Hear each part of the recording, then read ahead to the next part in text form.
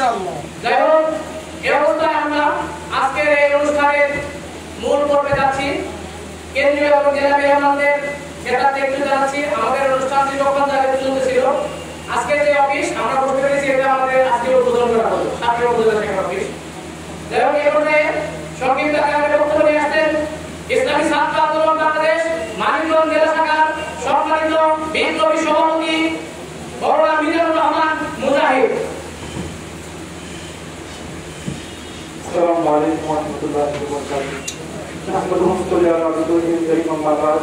فأعوذ بالله من الشيطان الرجيم. بسم الله الرحمن الرحيم. اقرأ باسم ربك الذي خلق خلق الإنسان من علق. صدق الله العلي العظيم. ইসলামী আন্দোলন বাংলাদেশ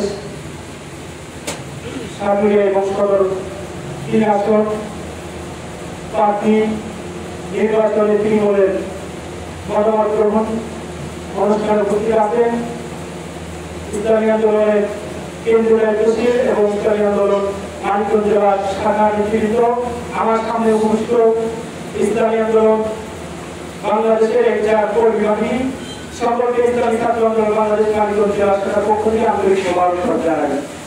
প্রিয় উপস্থিতি, কথা লম্বা করা বা দীর্ঘায়িত করার বেশি সুযোগ নাই। দু একটা কথা বলে আমি আমার সংক্ষিপ্ত বক্তব্য শেষ করবো ইনশাআল্লাহ। আমরা বিগত 53 বছর 54 বছর দেখেছি, আমরা মাত্র বাংলাদেশটি মাত্র 9 মাসে স্বাধীন হয়েছে, কিন্তু আমরা কি দেখেছি, মাত্র 9 মাসে স্বাধীন হওয়া দেশটিকে আর প্রত্যাশিত হলে 54 বছর 53 বছর সময় লাগে। আজকে মৃত্যুর হতে 53 বছর সময় লেগে যায়, কিন্তু বাংলার মানুষ এই ব্রিটিশ আওয়ামী সরকারের আমলে এই প্রশ্নগুলো আমরা করতে সাহস করতে পারি না। এই প্রশ্নগুলো আমাদেরকে তুলতে হবে। যে দেশটাকে আমরা মাত্র 9 মাসে স্বাধীন করেছি, সেই দেশটাকে একটা সাধারণ মৃত্যুর হতে আমার 50 বছর 53 বছর লাগে। সেই রাষ্ট্রকে একটা প্রত্যাশিত হতে 53 বছর সময় লাগে। বুঝা যায় বাংলাদেশের মানুষকে জুলুম আর শোষণের মাধ্যমে একটি জুলুমের কারখানা হিসেবে দেশকে পরিণত করেছিল।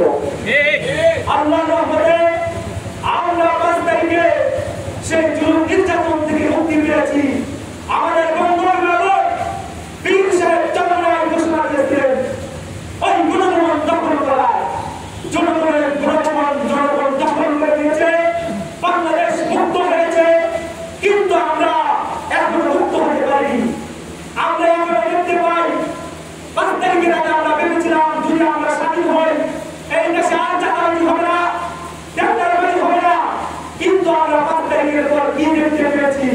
5 তারিখের পর আমরা দেখতে পেয়েছি যে চাঁদাবাজি আরো বেশি হচ্ছে, বেশি হচ্ছে। আমাদের সামনে সব কি স্পষ্ট। এখন আমাদের কাজের বিরুদ্ধে যুদ্ধ করতে হবে, এটা আমাদের জানা হয়ে গেছে। পীর সাহেব চন্দ্রনাথ ঘোষণা দিয়েছে, এবং আমাদের লড়াই করতে হবে চাঁদাবাজির বিরুদ্ধে, আমাদের লড়াই করতে হবে টেন্ডারবাজির বিরুদ্ধে। আমরা ইসলামী আন্দোলনের প্রার্থী যে সেখান থেকে ঘোষণা হোক, আমরা ইসলামী আন্দোলনের প্রার্থীকে সংসদে নেওয়ার জন্য ইসলামী ছাত্র আন্দোলন ডানে থেকে বামে থেকে এবং সর্বদিকে থেকে আমরা পরামর্শ এবং মাঠে পর্যায়ে একজন কর্মী হিসেবে কাজ করে যাওয়ার চেষ্টা করবো ইনশাআল্লাহ। এবারে আমি আমার সংক্ষিপ্ত বক্তব্য শেষ করতে আসসালামু